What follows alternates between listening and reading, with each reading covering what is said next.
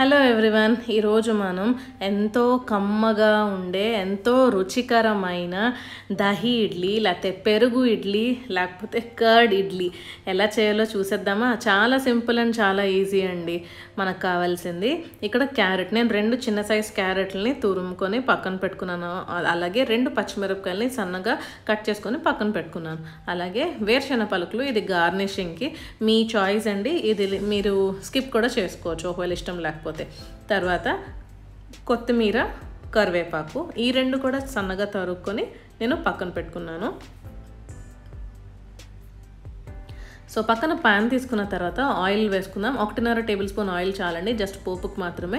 జీలకర్ర ఒక్కటే వేసుకున్నానండి నేను. తర్వాత కరివేపాకు, అలాగే తరుముకున్న కొత్తిమీర, పచ్చిమిరపకాయలు, అలాగే క్యారెట్ తురుము కూడా వేసుకొని చక్కగా ఫ్రై చేసుకోవాలి.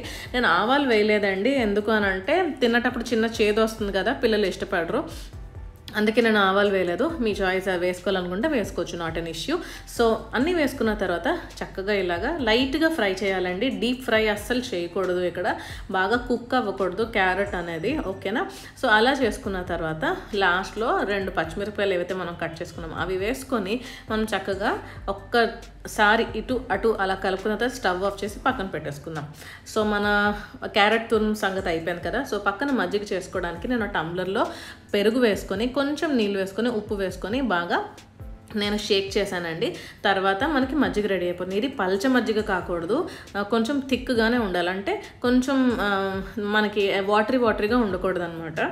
సో అలా అయిన తర్వాత వేడివేడి ఇడ్లీలు మనం చేసుకున్న తర్వాత తీసుకొని ఇలాగ థిక్ మజ్జిగ ఏదైతే ఉందో అందులో మనం ఒకసారి ఇటు అటు పెట్టి ఒకసారి ముంచుకొని ఇడ్లీని తీసి పక్కన ప్లేట్లో పెట్టుకుందాం. అలా మనం ఎన్ని ఇడ్లీలు అయితే చేయాలనుకుంటున్నామో అన్ని ఇడ్లీలని అలా చేసుకొని మనం పక్కన పెట్టుకుందామండి. ఇది ఇలా చేయడం వల్ల ఏమవుతుందంటే ఇడ్లీ లోపల వరకు పెరుగు అనేది వెళ్తుందనమాట. సో ఆ ఫ్లేవర్ మనకు ఉంటుందన్నమాట తిన్నటప్పుడు. అదంతా అయిపోయిన తర్వాత గట్టి పెరుగుని ఇందులో తీసుకొని ముక్కలు లేకుండా చక్కగా సాఫ్ట్గా కలుపుకున్న తర్వాత ఏదైతే ఫ్రై చేసి పెట్టుకున్నామో ఆ క్యారెట్ తురుముని ఇందులో వేసేసుకొని చక్కగా కలుపుకుందాం. మీకు ఒకవేళ ఉప్పు సరిపోలేదు అనిపిస్తే ఇప్పుడే యాడ్ చేసుకోవాలి, తర్వాత అవ్వదు. అంతేనండి. అది అయిపోయిన తర్వాత ఏవైతే మనం ముంచి మజ్జిగలో నానబెట్టుకున్న ఇడ్లీలు ఏవైతే ఉన్నాయో అవి ఇందులో వేసుకున్న తర్వాత గట్టి పెరుగు మిశ్రమం, అదే క్యారెట్ అన్నీ కలుపుకున్నాం కదా, అది దీనిపైన పెట్టుకొని చక్కగా సర్వ్ చేసేసుకోవడమే. ఇందాక నేను కొంచెం క్యారెట్ తురుము పచ్చిది ఫ్రై చేయకుండా ఉన్నది పక్కన కొంచెం పెట్టుకున్నానండి, ఇలా గార్నిష్ చేయడానికి. మీరు కూడా అలా చేసుకోవచ్చు. తర్వాత కొత్తిమీర అలా పైన జల్లుకోవచ్చు. అలాగే మనం పెట్టుకున్న వేరుశెనగ పలుకులు ఏవైతే ఉన్నాయో అవి కూడా మీరు గార్నిష్ చేయొచ్చు. అవి ఇష్టం లేని వాళ్ళు జీడిపప్పు అయినా చేసుకోవచ్చు, లేకపోతే అసలు అలా ఇష్టం లేని వాళ్ళు జస్ట్ మామూలుగా ఇలా ప్లెయిన్గానైనా తినొచ్చు.